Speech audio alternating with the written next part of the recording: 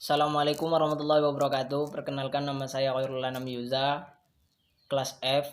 Di sini saya ingin mempresentasikan tentang pendekatan filsafat hukum, ilmu sosial. Yang pertama itu ilmu hukum. Beberapa pendapat mengatakan bahwa karena filsafat hukum merupakan bagian khusus dari filsafat pada umumnya, maka berarti filsafat hukum hanya mempelajari hukum secara khusus, sehingga hal-hal non-hukum menjadi tidak relevan dalam pengkajian filsafat hukum. Sebagai filsafat hukum tunduk pada sifat-sifat, cara-cara, dan tujuan-tujuan dari filsafat pada umumnya. Di samping itu, hukum sebagai objek dari filsafat hukum akan mempengaruhi filsafat hukum. Dengan demikian, secara timbal balik antara filsafat hukum dan filsafat saling berhubungan. Secara sederhana dapat dikatakan bahwa filsafat hukum adalah cabang filsafat, yaitu filsafat tingkah laku atau etika yang mempelajari hakikat hukum. Dengan perkataan lain, filsafat hukum adalah ilmu yang mempelajari hukum secara filosofis. Jadi objek filsafat hukum adalah hukum, dan objek tersebut dikaji secara mendalam sampai kepada inti atau dasarnya, yaitu disebut hakikat. Terus di sini ada ilmu filsafat sosial. Filsafat sosial merupakan cabang filsafat yang mempelajari persoalan kemasyarakatan secara kritis, radikal, dan komprehensif. Sejak Plato dan Aristoteles, kajian terhadap persoalan-persoalan kemasyarakatan sudah menjadi objek penelitian tersendiri. Nah, jadi sejak dari zaman Plato dulu sebelum Masehi, itu sudah ada yang namanya persoalan-persoalan masyarakat yang menjadi objek penelitian tersendiri. Di Aristoteles juga meneliti sebuah kajian terhadap kemasyarakatan. Sudah dibuktikannya sendiri dengan cara penelitian. Menurut Plato dan Aristoteles, susunan masyarakat mencerminkan susunan kosmos yang abadi. Manusia berkewajiban untuk menyesuaikan diri sendiri dengan susunan itu dan menaati demi keselamatannya. Kalau tidak, ia menghancurkan dirinya. Jadi, kalau tidak mencerminkan susunan kosmos yang abadi, manusia berkewajiban untuk menyesuaikan diri dengan susunan itu, dia akan hancur. Katakanlah dia akan menghancurkan dirinya sendiri.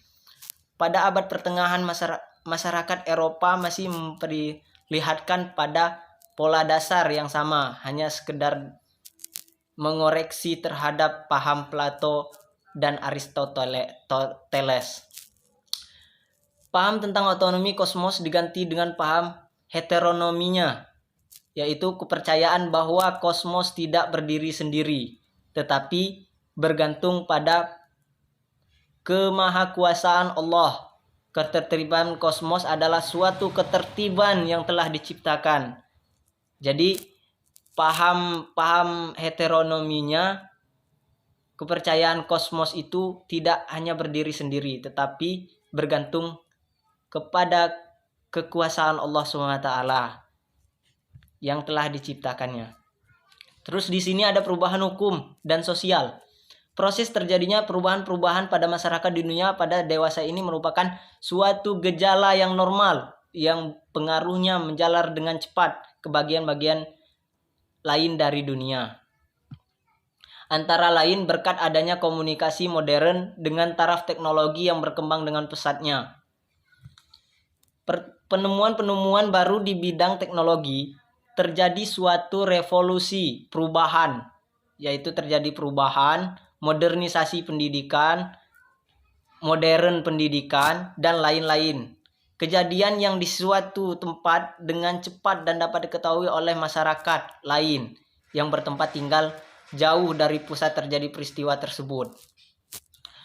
Perubahan-perubahan dalam masyarakat dapat mengenai nilai-nilai, kaidah-kaidah, pola-pola perilaku, organisasi, struktur lembaga-lembaga sosial, stratifikasi sosial, kekuasaan, interaksi sosial, dan lain sebagainya. Di sini juga ada faktor-faktor yang mempengaruhi terjadinya perubahan sosial. pada umumnya dapat dikatakan bahwa sebab-sebab terjadi perubahan sosial dapat bersumber pada masyarakat itu sendiri.